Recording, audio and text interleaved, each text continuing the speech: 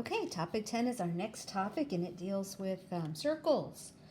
I wouldn't start this topic until you've completed the test. That way you just don't get things mixed up.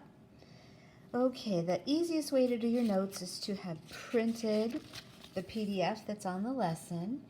If you don't have access to a printer, that's fine. You can definitely write it out. It's just with the circles and some of the words and stuff, it's just a little faster if you follow along with me on the PDF.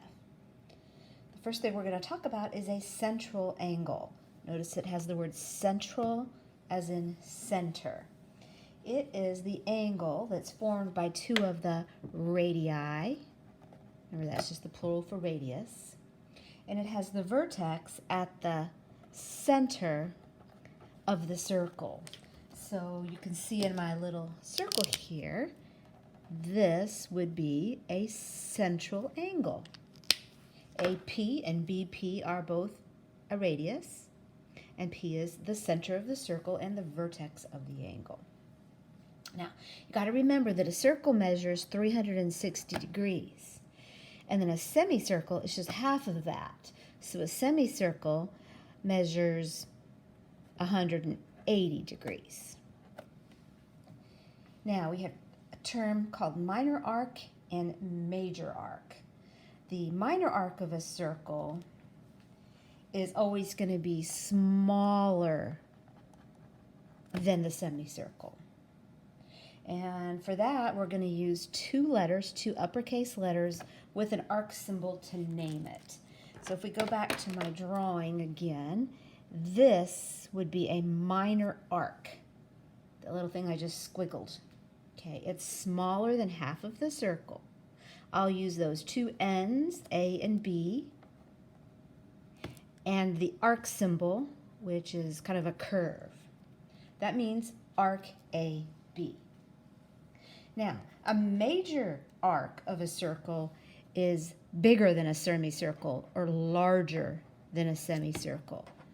For the major arcs, you use three letters and the arc symbol to name it.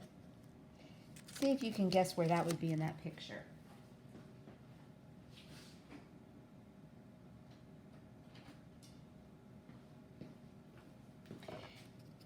Did you guess this part right here?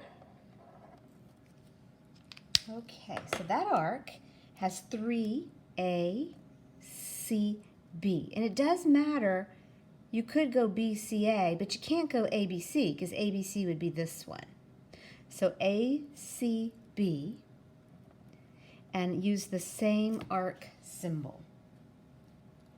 Okay, the measure of a central angle is always going to equal the measure of the arc it intercepts or it crosses. So see, I have this 95-degree angle. Arc AB would also be 95 degrees. So let's look at a couple of examples. For example 1, you're asked to find the measure of arc XZ. The arc intercepts from the angle, they're the same, right? We just wrote it down. The measure of the central angle equals the measure of the arc it intercepts. So this is also going to be 115 degrees. Now, XYZ is the rest of the circle, and the circle is 360 degrees. Okay, check my math, make sure I subtracted correctly.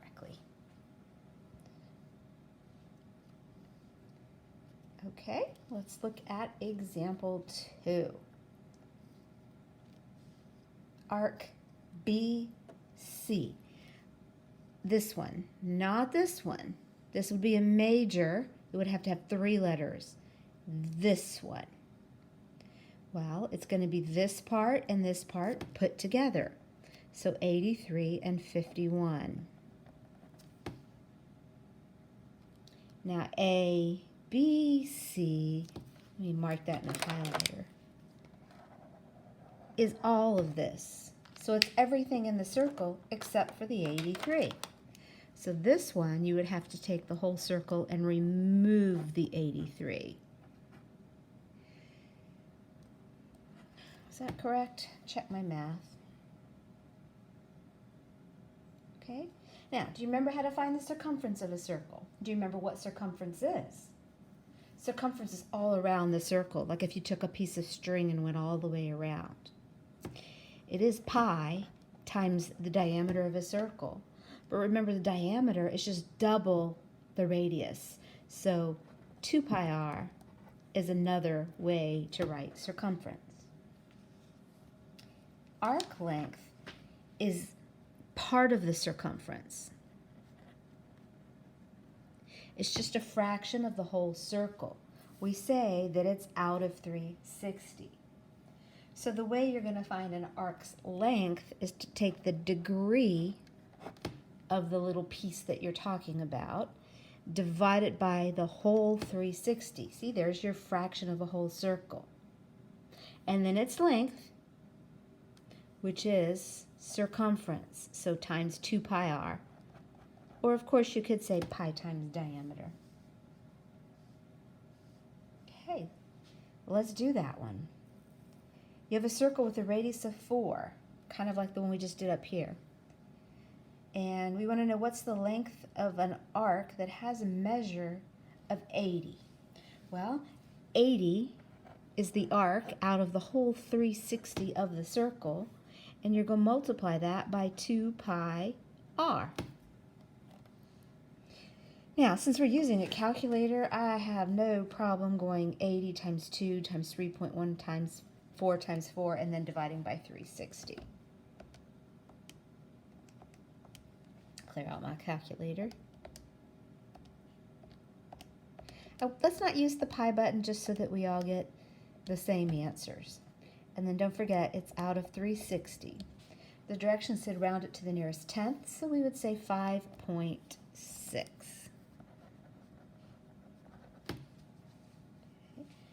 Number 4, this time you have a circle's diameter. So you could use the radius of 6 and then do the 2 pi r, or you could just do the pi d. It's up to you. You have a 50-degree angle out of the whole 360-degree circle. Pi times diameter. Yes, you could do 2 pi 6. That would be fine. Okay, let's enter that into the calculator. 50 times pi times 12 divided by 360, rounding to the nearest tenth, is 5.2. Okay, are you keeping up with me? Remember, you can always pause. I know I talk fast, even on video. Okay. Now, this is the same kind of thing, only it's asking you to use in terms of pi. So don't use 3.14, leave the pi into the problem. So the length of AB would be the degrees out of 360. And then the radius is 4, so 2 pi r. So this time when I put it in the calculator, I am not going to do the pi. I'll do 73 times 2 times 4 is 584 out of 360 pi. Okay. Now, depending on how the answer is asked for, you should probably go ahead and reduce that one.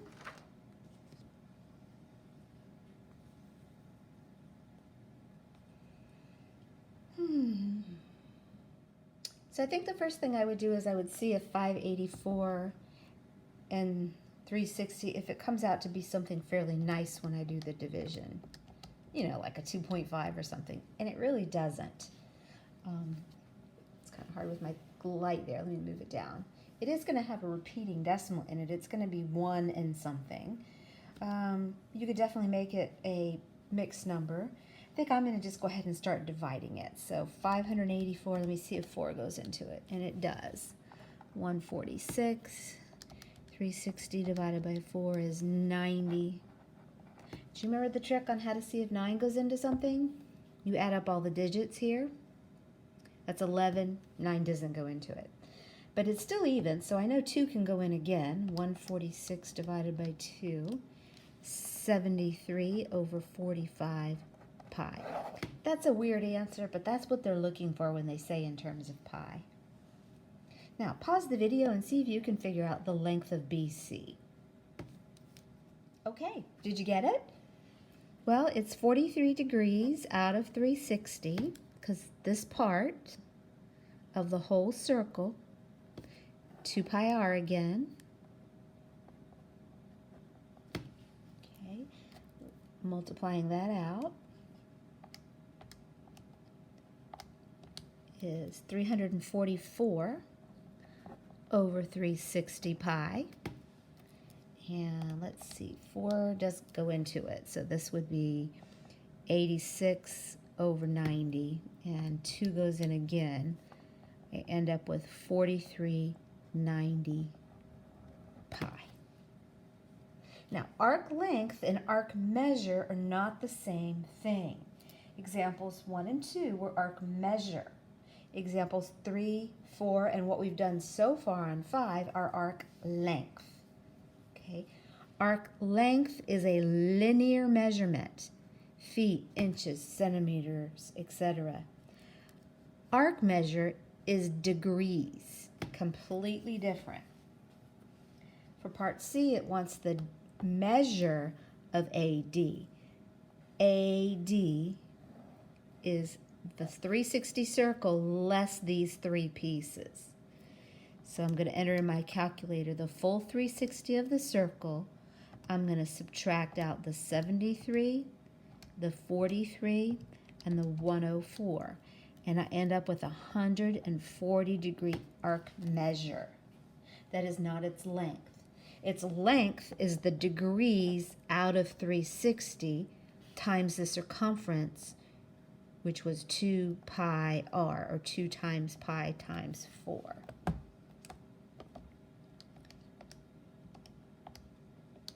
So that is 1120 pi over 360. Let me see if 360 goes into it. It doesn't. It does go 3 whole times, though. Let's see. Will 4 go into it again? Yes. So if I put 4 into it, I have 280 over 90. Oh, I can easily knock off the 10s, knock off the zeros, and I have 28/9 pi. Okay, another quick review. How do you find the area of the circle? Did you remember it's pi r squared? Now we're going to find the area of a sector, and that's just like a piece of a pie, P-I-E, not the number pi. So if you have a pie and you eat a slice, this slice that you eat is a sector. So we're going to find the area of that type of thing. Okay. The area of a sector, the piece of pie, is part of the area of a circle. It's a fraction of the whole circle. Again, it's out of 360. So its formula will be the degrees out of 360. Now we're talking about the area. Pi r squared. So the last two, we have a shaded sector. And to find the area of this shaded sector, it's the degrees out of 360 pi radius squared, which would be 9. Oh, this one actually looks out pretty nice. Look, you can reduce this. So then you have 165 over 40 pi, and I know 5 can go into both of those. I end up with 33/8 pi. Okay, pause the video and try the last one on your own. Okay, did you get an answer? You should have 59 out of 360, and then pi, radius squared, 10 squared is 100. Could do this a variety of ways, but if I reduce by 10, that helps. And then 59 times 10 is 590, and then it's over 36. Well, let's see. I know that 9 can't go into this because this, when you add up the sum of the digits, you don't get something divisible by 9. Let's see. 6 can go into 36. Can it go into 590? No, it doesn't. 4 can go in there. Can 4 go into 590? Doesn't go out evenly. So I think I'm reduced to just dividing by 2 because they're both even. 295 over 18 pi. Not a super difficult lesson, but it does have a lot of things in it. So please keep your notes handy while you do your homework. And do not watch the answer video until you have attempted it. See you soon.